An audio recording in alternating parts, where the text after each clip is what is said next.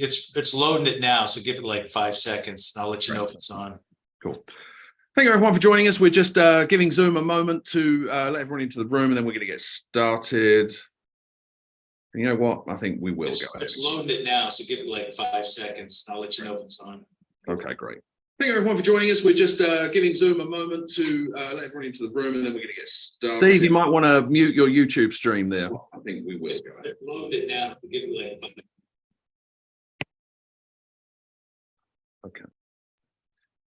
Okay, thanks everyone for your patience. We'll go ahead and get started. Thank you everyone for joining us. I'm Gregory Phillips with Duke Communications. Welcome to our latest Duke Media Briefing. Heat is breaking records across the world this summer, and we have 3 Duke experts with us this morning to discuss the risks and effects of extreme heat, plus steps that individuals, communities, and governments can and should take to manage the dangers. With us this morning is Ashley Ward. She directs the Heat Policy Innovation Hub at Duke University's Nicholas Institute for Energy, Environment and Sustainability. I'm Gregory Phillips with Duke. We also have JJ Hoff. He is a physician who works in emergency medicine at Duke Health and assistant medical director for Duke Life Flight. And also joining us is Jordan Clark. He's a postdoctoral associate for the Heat Policy Innovation Hub, where he studies the effects of extreme heat. Good morning to you all. Ashley Ward, we'll start with you. Can you tell us what has struck you about this summer so far and what it might suggest about what we can expect in the future?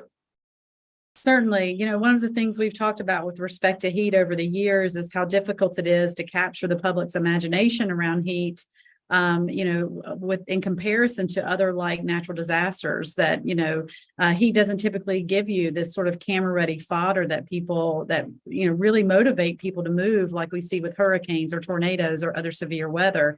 But I think, this year, Mother Nature has shown us in quite spectacular fashion, through, marine heat waves that have sent thousands of dying fish on the shores, particularly of Gulf Coast states, and then bleaching our coral reefs.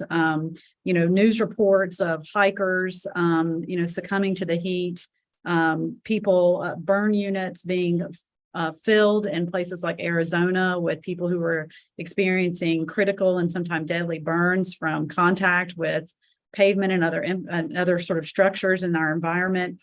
What we're seeing and what has been reported so far is nearly 30 days of triple digit temperatures and locations, breaking not just high temperature records, not just breaking the records of daytime temperatures, but also breaking the records of overnight temperatures.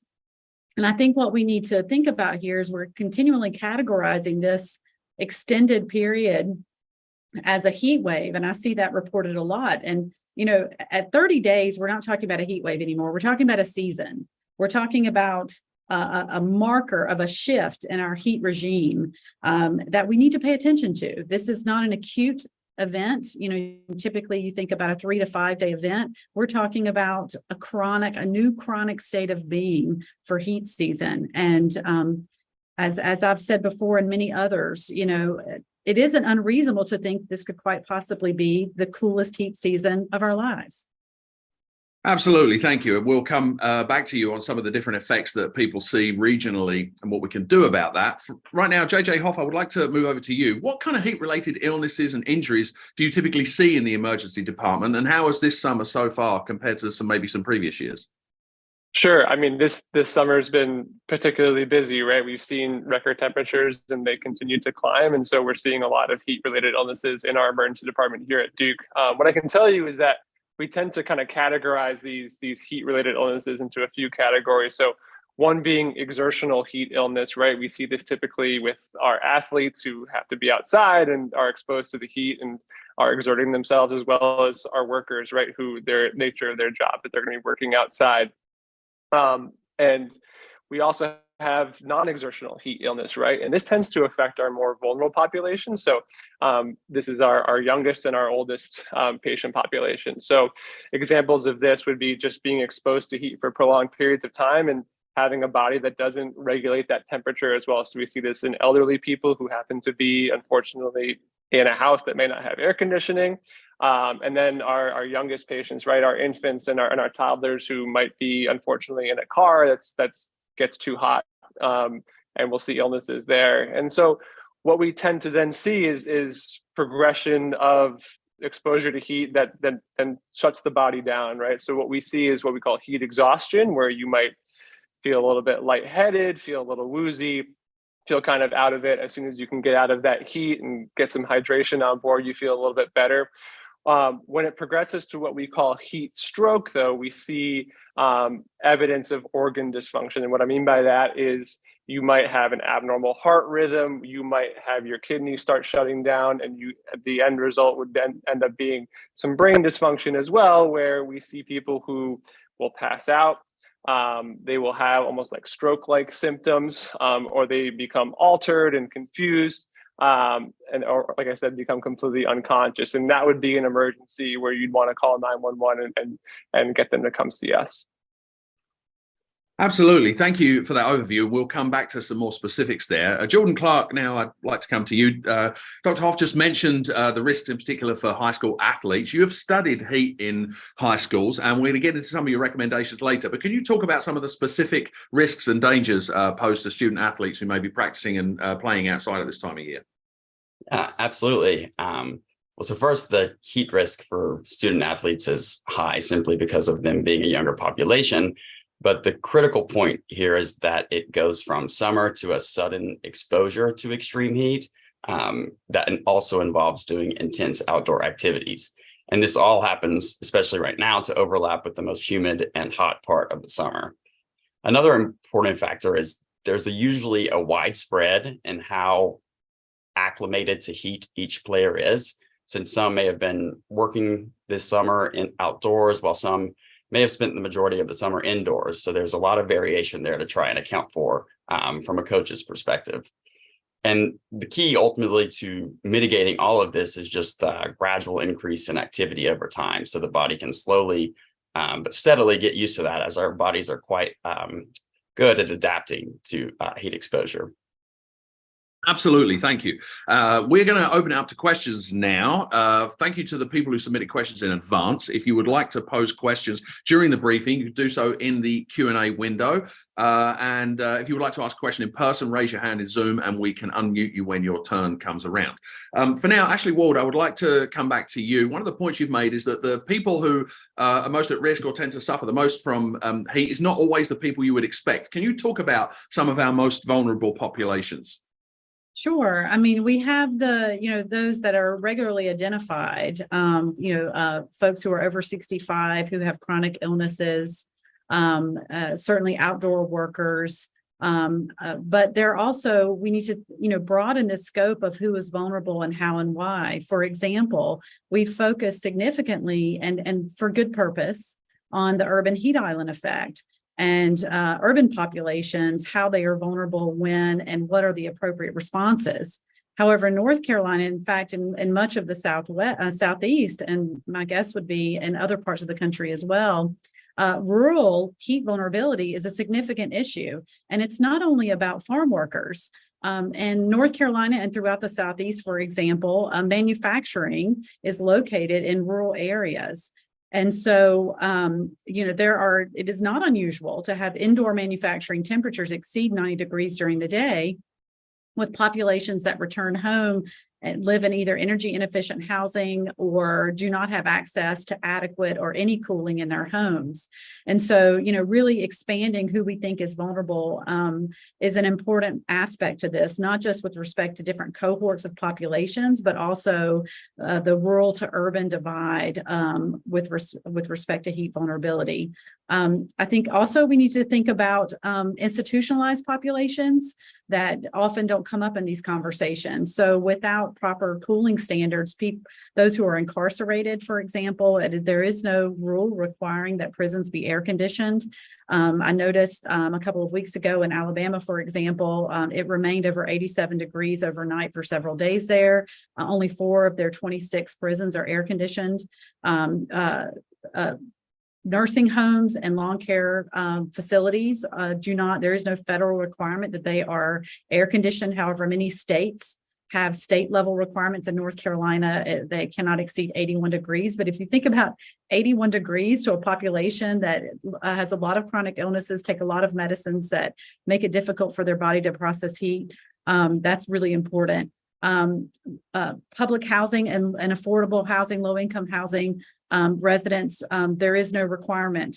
So this is women, children, disabled. So we really need to think holistically about who is at risk, how they're at risk, and at what thresholds of risk so that we can develop the appropriate strategies for response. Absolutely. Thank you. Dr. Hoff, I'd like to come back to you on this notion of vulnerability. You mentioned in your opening comments about heat exhaustion, when somebody can maybe come inside, start to feel better, versus heat stroke when you're talking about actual, physical harm. Can you talk a little bit about the difference, the threshold, and maybe some signs that people should look for that mean it's time to seek medical attention rather than just going inside and cooling down if they have the opportunity to do so? Yeah, for sure. So like I said, it kind of exists on a spectrum. And what we're looking for is evidence of this heat has progressed to create an inflammatory cascade within the body where you're seeing evidence of organ dysfunction. And so, very often when we're exposed to heat or we're exerting ourselves in the heat, you might start to feel a little bit lightheaded. Very often an early sign that people talk about is that usually we sweat. That's our body's natural response to try and cool itself off. And if you feel like that's not doing the job, or your skin seems drier than it should be, especially when you're in the heat, that'd be time to remove yourself from that exposure and seek shade, seek cooler temperatures, and start hydrating. But that's not a perfect science, right? So very often you'll progress beyond that, and you'll see someone who will just start acting different, and they'll seem confused, or they'll progress to the point of losing consciousness. So anytime someone passes out or loses consciousness due to a heat exposure, that's someone that you should be calling EMS for. We want you to call 911 and have them seen by somebody. The most important thing you can do in that situation is get help. And on top of that, get them removed from the exposure, right? Get to as cool an environment as you can, and get hydration on board if they're still awake and can talk to you. Absolutely. Thank you. Jordan Clark, I'd like to come to you. We've talked about humidity, sweating, the body's ability to cool itself. Before we get into your recommendations, I wonder if you could talk a little bit about how we measure the kind of heat exposure that we have, because heat index is a very common measure, but wet bulb globe temperature is something that you've studied and worked on. Can you talk a little bit about the difference between the two? And first of all, what wet bulb globe temperature actually is? Yeah, absolutely.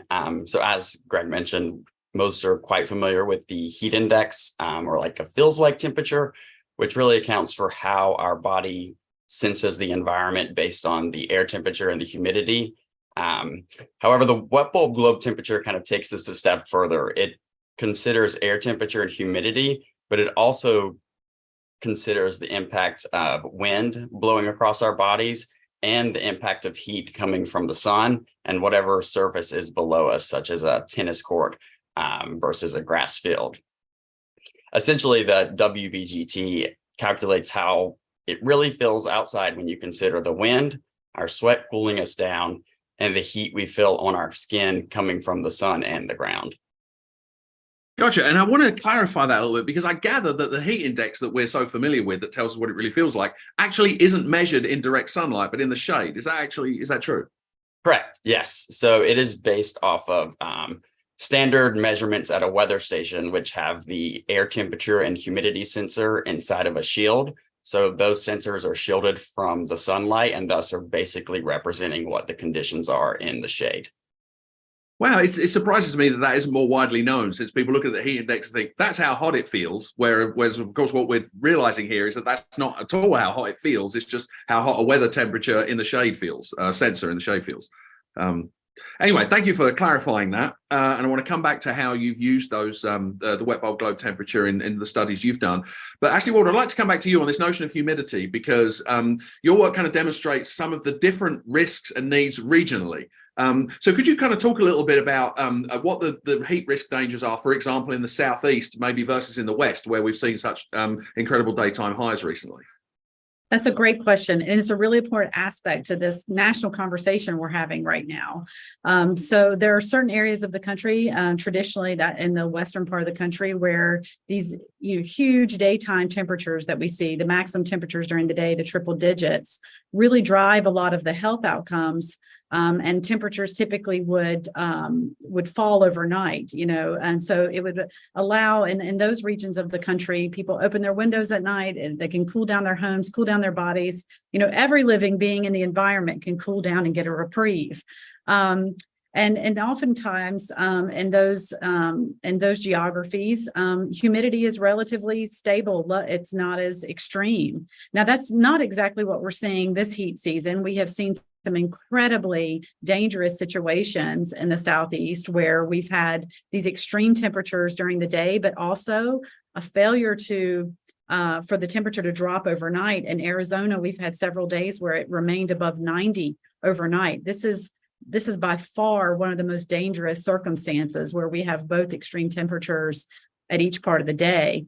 In the Southeast, however, we have the added, humidity there. So even if it is, say, not in the, 115, even if it is 98 with 90% or better humidity, we're still starting to see some really significant health outcomes, or we do see really significant health outcomes. And particularly, it isn't uncommon in the Southeast for overnight temperatures to, remain persistently high, over 75 degrees overnight.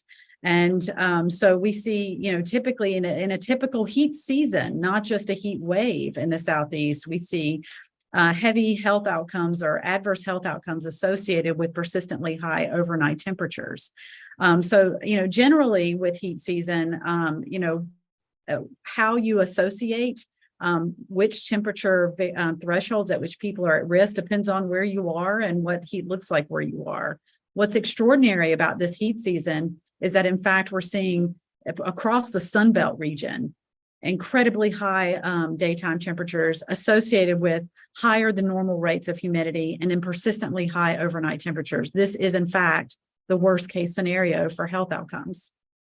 Absolutely. Thank you. And I want to come back to you shortly and talk about some of the proposed solutions there. Dr. Harf, I wanted to come to you on this notion of, high overnight temperatures. Obviously, we tend to think of the heat-related illnesses and injuries that you see in the emergency room as a result of kind of direct exposure to a lot of heat in a short period of time.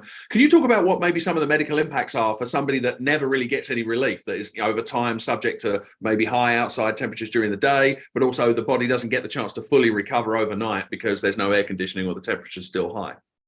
Yeah, great question. So I think when we talk about things like heat index and that temperature itself is not the only measurement that we're looking for. What the temperature the body sees is the most important thing, right? So we often look at a critical temperature of around like 95 degrees that the body experiences that would sort of set off that inflammatory cascade I was talking about earlier. That's when you see some of the worst results from heat exposure. And I mentioned it earlier, but it's important to note that you don't have to be outside as an athlete exerting yourself to have a heat-related illness. You can just be exposed to it over long periods of time, especially in those vulnerable populations that were talked about, people who might have chronic health conditions as well, where at baseline, their body can't adjust as well as other people to these extreme temperatures. So like you said, if your body for whatever reason is not able to respond in the normal way to maintain that homeostasis, right, to use sweating and evaporative cooling to cool itself back down to the normal functioning temperature that it wants to be at, those organs won't work as well, and you'll see some of the effects of heat stroke that I talked about earlier. Absolutely. Thank you. Jordan Clark, I'd like to come back to you. One of your first recommendations for making high school athletics safer at this time of year is to have better environmental heat monitoring using the wet bulb globe measurement that you were talking about earlier. Can you talk a little bit about that recommendation and maybe how it could also be applicable, just beyond a high school setting? Yeah, of course. So currently there are several states that do require measurements of wet bulb globe temperature, but the critical piece here, and that needs to be far more widespread, is taking these measurements on site at the field or the venue where activity is occurring. You often see instances where weather conditions from a weather station that may be located 2 miles away or 20 miles away are being used. And the difference between where a given football field is and that weather station can be quite different, especially considering how the wind speed is much windier at an airport, since it's a very wide open area, and certain practice fields may be completely sheltered from the wind. So having direct measurements on site allow for the most robust way of trying to actually determine how hot is it currently right here and what actions can we take to mitigate that. And so that requires a direct weather instrument that measures wet bulb globe temperature specifically. And then it also really an important part is training staff on how to measure it and then how to implement modifications to activity based on those values to prevent negative health outcomes. And as you mentioned, it does have applicability outside of athletics itself. It was originally designed by the military, and OSHA has some great recommendations for WBGT. However, they are still recommendations, although it's certainly looking more optimistic and promising that WBGT can be used in occupational settings more robustly soon, since the same things many workers face in many environments with the different types of clothing that they need to wear or protective equipment and the degree of labor required for certain activities. All of that could be better scheduled and monitored with WBGT. Sure, and it seems like a point that's worth doubling down here is that when there is an outdoor activity taking place, whether it's athletics or some outside work, and there is an effort to measure the temperature to determine safety, the point here, it seems, is measure the temperature exactly where the thing is happening and not somewhere else, right? I mean, even because anybody can say, well, it feels very different in the sun than it does in the shade. So if somebody's working in the sun, take a safety temperature measurement there rather than in the shade, right? I mean, is that fair to say? Correct. Yes, absolutely. We're all quite familiar with what it feels like to suddenly walk into the sun from the shade. But there are other things to consider as far as like what surface you're standing on. Like if you're standing on a tennis court, taking a measurement right there versus if you're standing on a grass field and the measurement right there, they can be quite different and impact the body in much different ways. And another factor there, especially with like understanding how heat is going to vary on something like a football field or a practice field, is knowing that, okay, this is what the WBGT is in the sun, but if half of the field is shaded, if we move our activity over there and take a measurement there, that might allow us to do certain things that we would otherwise not be able to do. Sure, absolutely. Thank you. Ashley Ward, I'd like to come back to you related to this. You know, you've written and talked about the need for a national cooling standard. Can you talk about what that is and maybe why there isn't one, like what it's comparable to, and what having one could actually, the improvements that could maybe bring about in terms of safety? Sure. And I don't say this lightly. I understand, that instituting or implementing a national cooling standard would come at considerable effort and cost. We have a standard that requires that buildings be heated during the winter up to a certain level. So landlords are required to provide heating for their tenants. Schools are required to have heat. Prisons, all of those populations that I outlined earlier are protected by this heating standard in the U.S. We do not have a light cooling standard.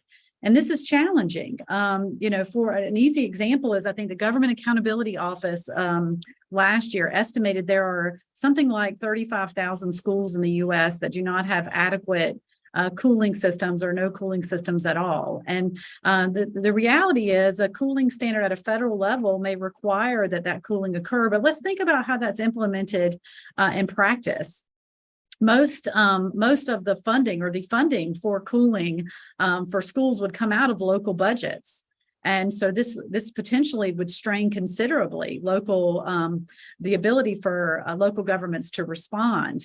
I say that, but I also want to point out Scotland County in North Carolina, one of the poorest counties in the state, implemented universal air conditioning in all of their schools. So it is possible to do even on a limited budget. However, I think along with something like a cooling standard, there needs to be a process through which that either funding or innovative financing mechanisms can be deployed to help people comply with such a standard. And so it can't just be from a federal perspective that we implement a federal cooling standard. I would love to see this minimum put in place. And states could then, of course, put in standards above this minimum. But they must be coincided with how that kind of policy would be properly implemented. Absolutely, thank you. Dr. Hoff, I'd like to come back to you on this notion of cooling. Obviously, we know we need to get out of the heat, the body needs to cool itself. For people that don't have air conditioning, what are some of the kind of things that medically, health-wise, they can do to stay as cool as they can and avoid the risks associated with heat exposure? Yeah, great question. So first and foremost, hydration. People need to stay hydrated, right? Our body's response to extreme heat is to sweat, and we lose fluid that way, and you need to replace that fluid. The body needs it, so you need to stay hydrated.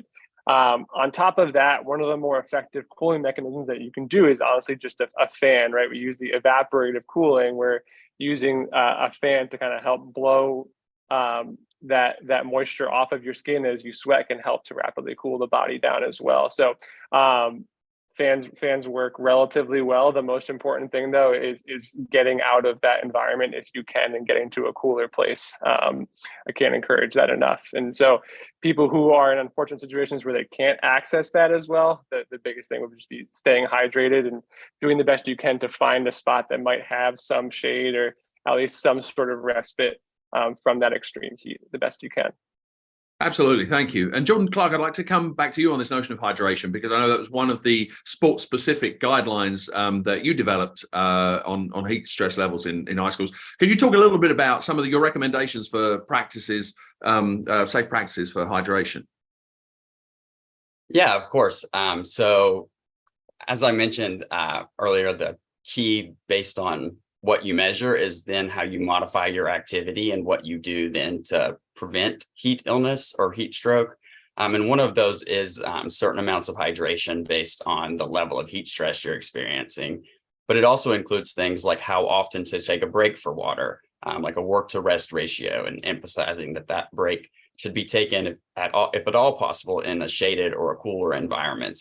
And that modification guidelines like that are also critical for clothing and equipment, but then specifically for regarding acclimating to the heat. So as I mentioned earlier, I think that an important piece at the beginning of this dangerous heat season with practice season simultaneously occurring is slowly allowing athletes to adjust to the heat based on limiting things like practice to one time of day and limited amounts of clothing and equipment that can be worn for the first X days or the first X week, because it can take at a minimum 2 weeks to truly acclimate, for the body to truly acclimate to extreme heat.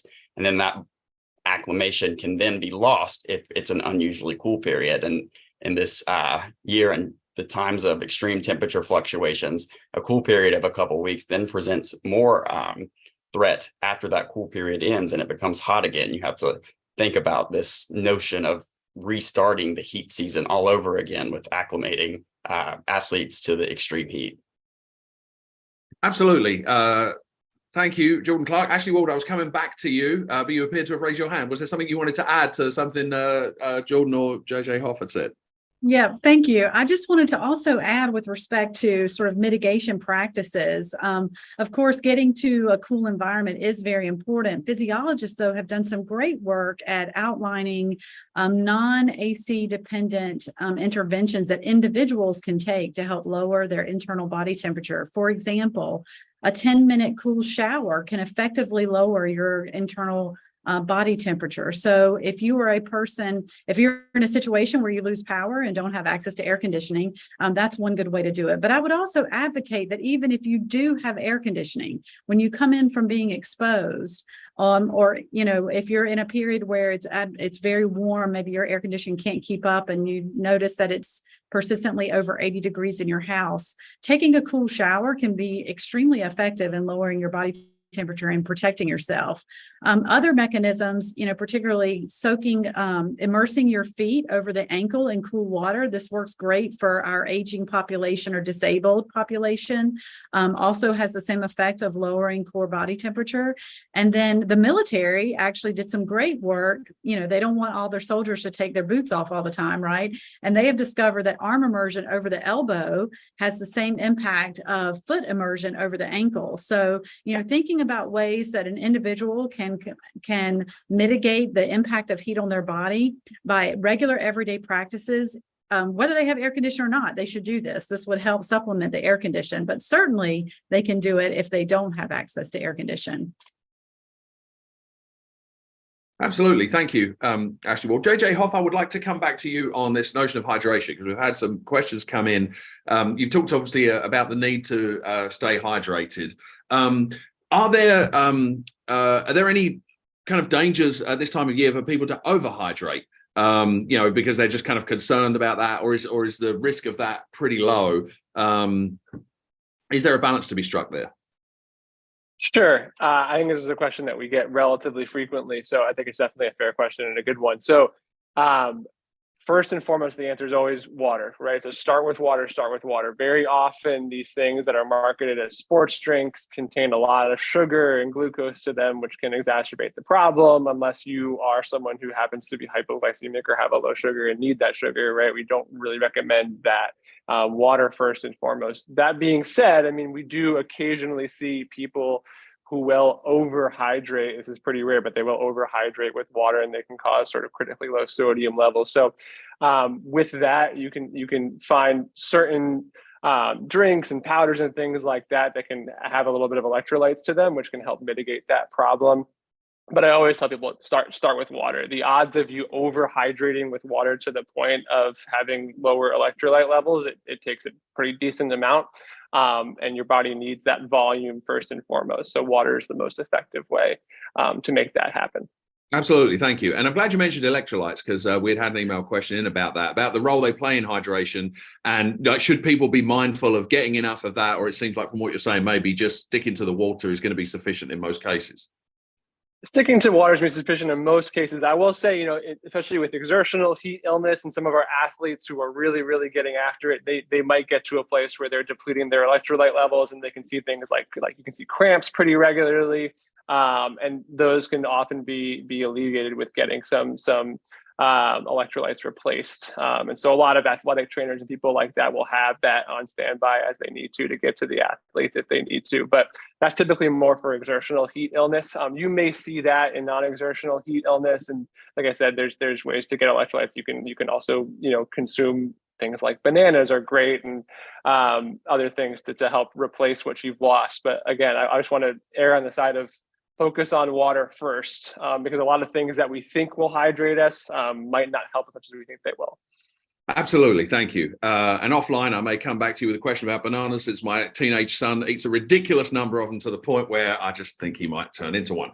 Jordan Clark, I'd like to come back to you. And actually, I want to get all of the panelists' input on this if you have something to say, because you've already alluded to this in your recommendations. This notion of work to rest ratios and the importance of that. You mentioned it in high school athletics. I wonder if you could talk a little bit more about that, because I'm curious to see, Ashley Wald, you may have comments on a national standard for this, but what kind of different kinds of outside work and different kinds of outside environments where these things are so important, and maybe if there are ways that we can calculate them for different activities.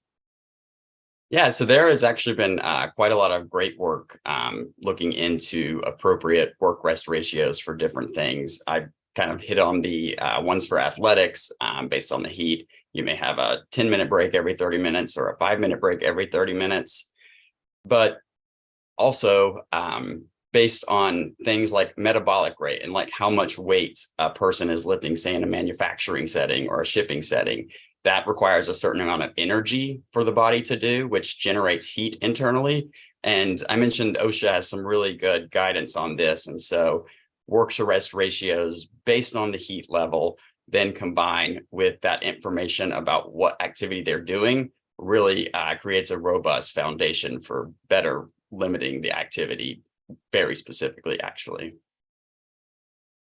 Gotcha. Thank you. Ashley Wald, can you talk about what requirements there are or are not across the country in terms of work to rest ratios for people who work outside, and what a difference maybe that could make? Sure. So OSHA does provide, as Jordan was just indicating, recommendations or guidelines for particularly for outdoor workers for work rest ratios. And there are many states who have adopted those recommendations and built upon them. One thing I would like to see is to have those recommendations, in fact, become requirements and include indoor manufacturing populations as well. One of the things that President Biden is expected to announce today in his announcement on heat has to do with fact the Department of Labor increasing guidelines and more inspections for violations of heat safety enforcement was the word I was looking for, of heat safety violations. But I think that and that definitely is something that should and must happen. For example, farm workers should be provided with appropriate shade and rest requirements of ability to access water.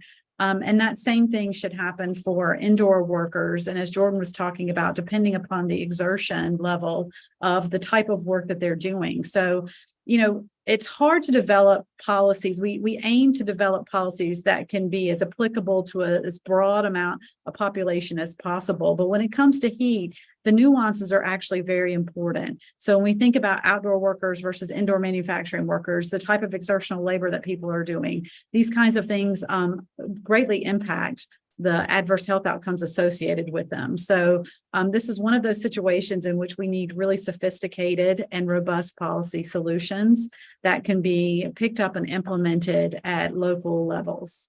That's hard to do. Absolutely. Thank you. And Dr. Hoff, this might sound obvious, but I think it's worth restating. Can you talk a little bit about how important it is medically for people who are outside working in the heat to get regular rest and how that can help the body? Yeah, I mean, I think Dr. Clark mentioned it earlier, right? And Dr. Ward said on it too. You need to build these in, and working on the front lines of the health system as an emergency physician. The more that we can intersect with policy and public health in general, and raising awareness about these kinds of things, and getting policies made to help, it's going to help our patients and help our community. So having that things like rest built in is super important for doing things like acclimatizing to heat. It takes days to weeks to acclimatize to these kinds of extreme temperatures, even just for an hour or two at a time. So you need to build in those breaks to have that ability for the body to like Dr. Clark said, adjust over time to this kind of extreme temperature that the body, frankly, is just not used to. So having those kinds of breaks built in to get hydration and to sort of reset that ambient temperature is the most important thing, I think, in sort of mitigating ahead of time having to end up in the emergency department with heat exhaustion or heat stroke. Absolutely. One thing I think is important to add here, sorry, Greg, is just to say that we're talking about labor, but I think it's also important when we think about acclimation, about people who are temporarily moving. So if you go on vacation, if you're from the Pacific Northwest right now, and you have a vacation in Italy or Spain, your body is not prepared to what is happening in that part of the world. And as both the other panelists here have pointed out, it takes usually at least 2 weeks for your body to acclimate to that. And this is where we see some of these heartbreaking stories of people who are doing things like hiking or on regular, recreational things that they're doing, and it catches them by surprise. So I think this is only a labor issue. It's also an issue of thinking about how acclimated you are when you yourself move from one climate to another, and in particular these temporary movements on vacation. The heat season coincides with vacation season for most of us, and it's a really a dangerous situation and can be a horrible end to a vacation. Absolutely. Thank you. And as somebody who moved to North Carolina from the UK 28 years ago, I still have not acclimated. So I can appreciate that that's the thing. Jordan Clark, I was coming to you next, but I see you have your hand raised. So there's something you wanted to add, I'm guessing. Yeah, definitely. I love the point of the importance of travelers and vacationers being aware of where they're going to. And a really concrete example right now is for those traveling to Florida or South Florida, where the ocean temperatures are so high. So you not only have incredible exposure while on the beach or walking around from the air temperature and the sun, but you also then can't expect your body to be able to recuperate just by going in the water, because in many cases the water is getting close to or is at temperatures that you would find a hot tub or a sauna.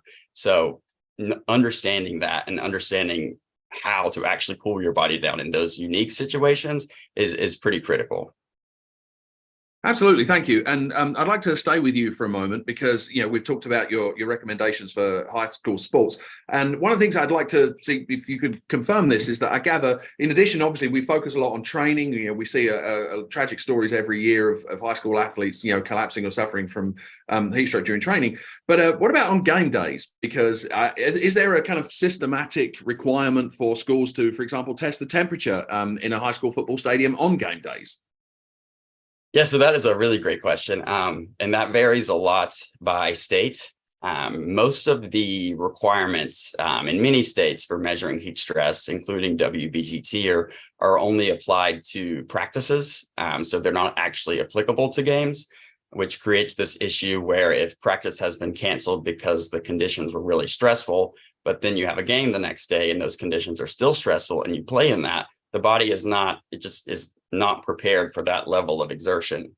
However, I would add that, and I think this is going to become more common, is that these measurements will take place for game days, but it will require perhaps not necessarily canceling the game, but creating more breaks and then ensuring there are additional staff, emergency staff on hand to deal with any issues, and other solutions like ice immersion tubs, since cooling first and then transporting second is so important in those situations. But hopefully it will get to that point. And it's also relevant then for the officials and those in the audience that are just sitting there in the sun.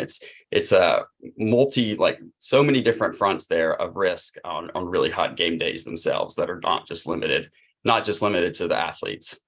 Absolutely. And I can imagine kind of one counter argument being that high school football games often take place in the evening, but that's Ashley Ward has already pointed out. We're facing tremendously high overnight temperatures, even in the middle of the night, let alone in the early evening. So thank you for that. Ashley Ward, you mentioned President Biden is supposed to announce some measures today. What do we know about what he's going to announce, and what is your initial take on what we know so far? So what I know so far is that certainly the announcement is focused on the Department of Labor, the ability to both not only enforce already existing heat violations, but also increase inspections of workplaces so that we can, make sure that they're adhering to sort of minimum standards that are required. There's also supposed to be an announcement about an alert system that will go out to employees and employers to help them understand when they are at risk and what they can do to respond to that risk. And also, I think the last that I know of is an increase in effort on detailed weather predictions for extreme weather like these heat waves. One of the things that I am, so there are two sort of aspects to this federal approach that I think I would love to see President Biden address today, and I don't know if that's part of what he plans to do. But I think it's really important that we note that right now there is a limited response possible from the federal government simply because of how we have treated heat with respect to other natural disasters. Heat is not a Stafford Act disaster as outlined in the Stafford Act and in revisions to the Stafford Act since. And so what that means is that typically we do not see disaster declarations have been based upon uninsured property loss in the past. And so this means that an official disaster declaration, which then releases the FEMA to come in and coordinate a federal, state, and local response for a disaster. We don't have that for heat. And so really thinking about that centralized coordination that was needed, that is needed. Just think about this for a minute. The how you would respond to a 3 to 5 day heat wave with respect to just what you do, but also the resources required is so different than what we're seeing this year. We're at 27 days of over 110 degrees in Arizona. So think about the resources that are needed to respond to that with respect to keeping cooling centers open, sheltering, and other kinds of investments that are needed. And deploying that federal arm would be a really wonderful thing to be able to do. And so I would love to see revisit of the Stafford Act, the role of FEMA. We know that FEMA has said that heat is a priority. I would love to see the president fully integrate FEMA into our disaster framework. It currently is not. And I guess the other part of that is to say, this presidency, this administration by far has invested more in climate change than any other administration. It's certainly in my lifetime and maybe ever, I think. It's easy to say, is arguably the case.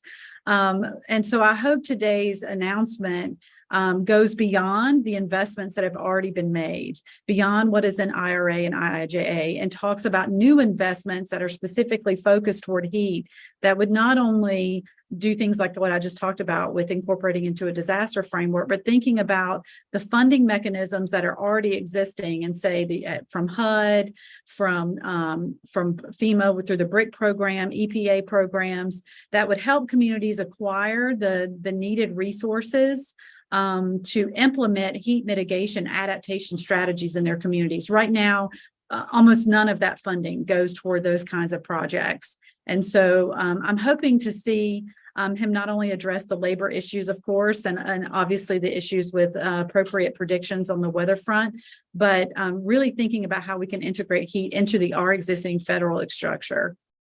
Sure, thank you. And just to clarify for those who are the uninitiated, the Stafford Act, you're referring to the law that kind of coordinated federal disaster relief.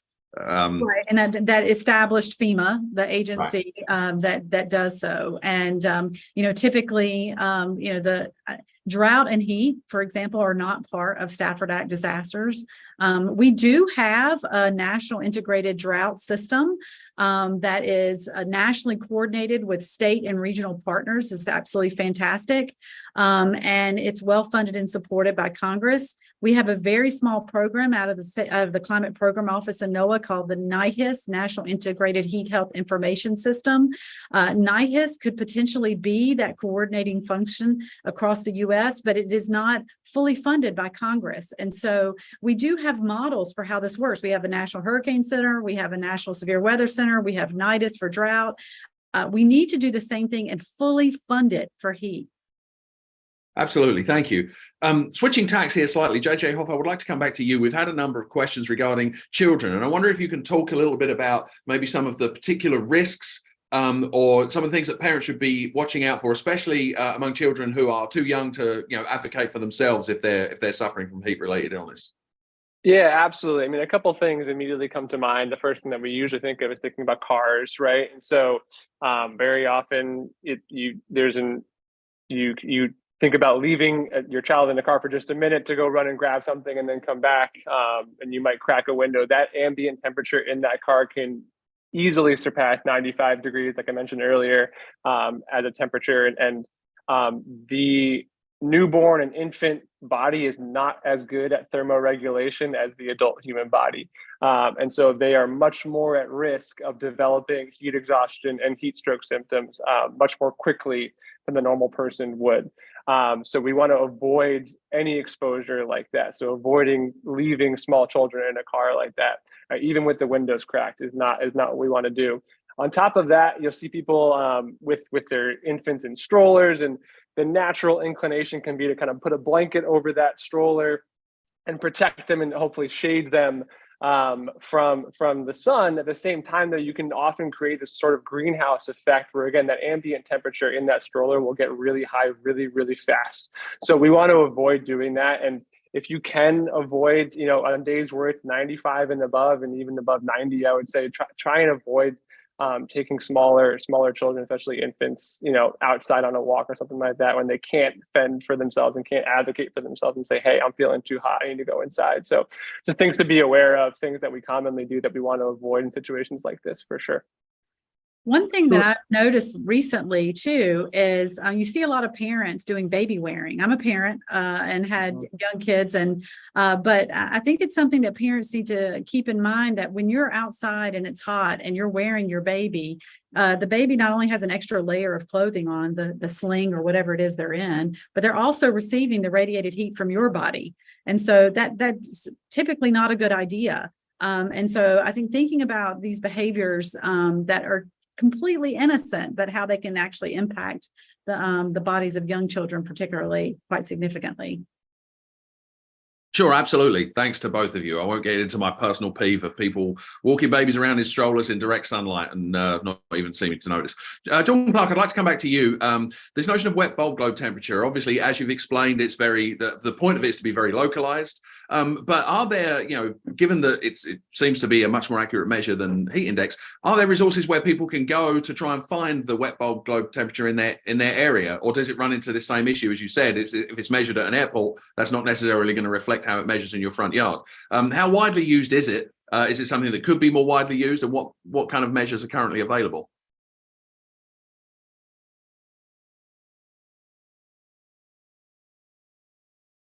I seem to have frozen. Oh, no, I don't think you're frozen. Oh, Jordan froze, I think, for a moment. Oh, there we go. We're back. John Clark, did you catch my question? Could you repeat it, actually? Yeah, sure, no problem at all. We were talking about wet bulb globe temperature. I was curious because, it seems to be a more accurate measure than heat index. How widely kind of available is it as a measure? Or does, if you want to find the wet bulb globe temperature in your community, do you run into the same issue if it's measured somewhere at an airport, that's not going to reflect how it is in your front yard? Do you see it spreading more? Like, is this going to become a more widely established measure? What does that look like? Yeah, so that's several great questions within there. It's challenging to measure directly because it's not measured at every weather station. It's usually just estimated at weather stations, and the devices that you would use, say on a football field, to measure WBGT, the more accurate ones are several $100s, but accuracy is pretty critical in this sense for safeguarding health. But there are increasing resources out there for those wanting to look at WBGT, including forecasts, such as from the National Weather Service, and different kind of applications online where you can get an estimate of what the WBGT may be.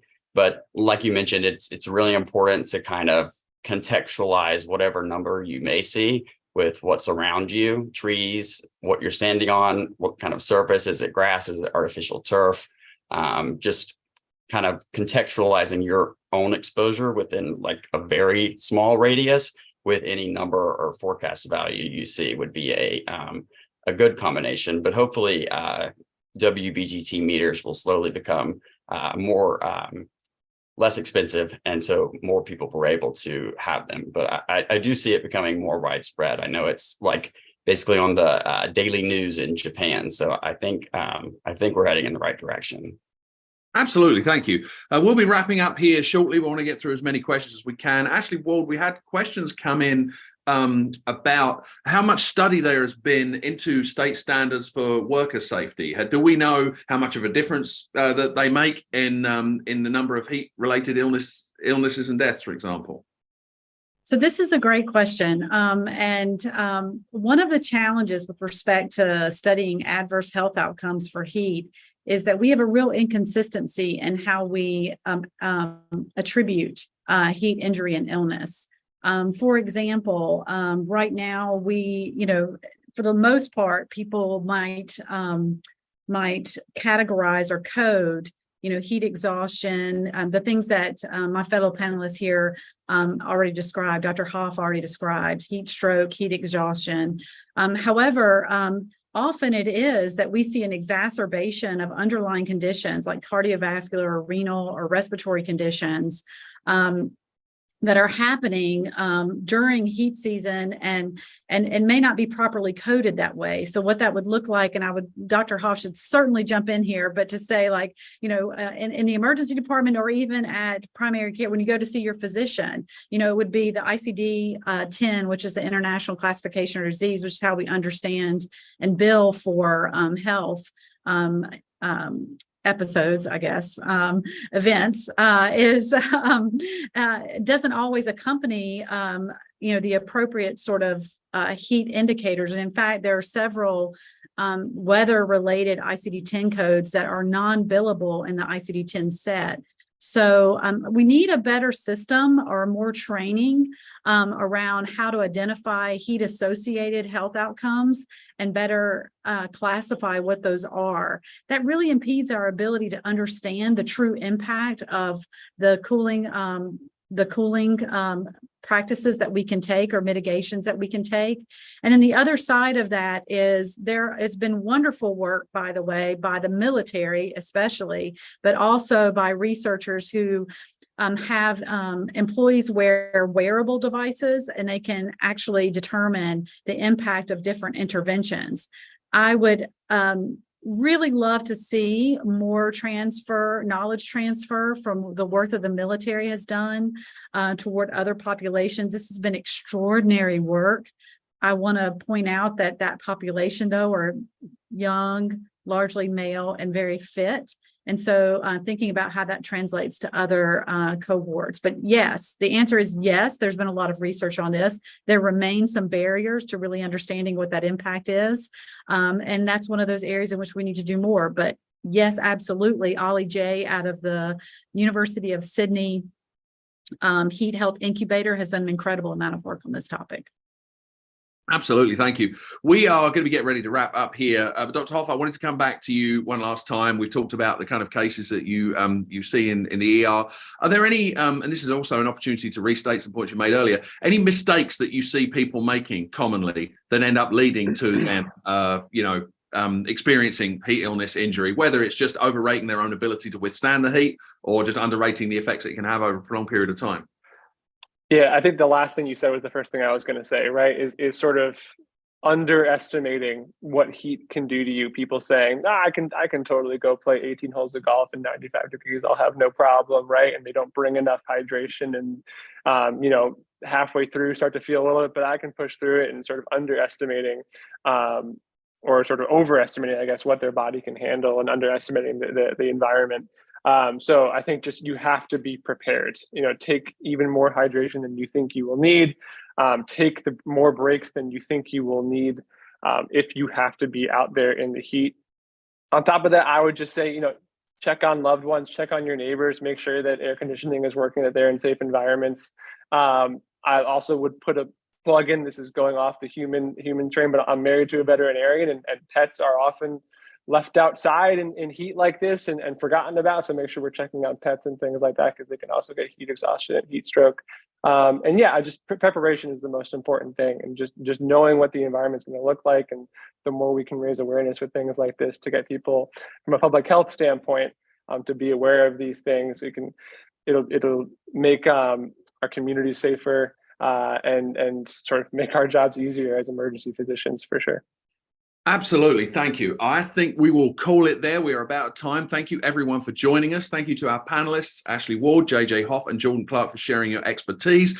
We have a new policy paper from Jordan Clark with his recommendations for making high school athletics safer. We will include that in the material we send to reporters after this briefing. If you'd like to be notified about upcoming briefings, please do email dukenews@duke.edu. In the meantime, please stay informed, stay cool, and be grateful for air conditioning if you have it.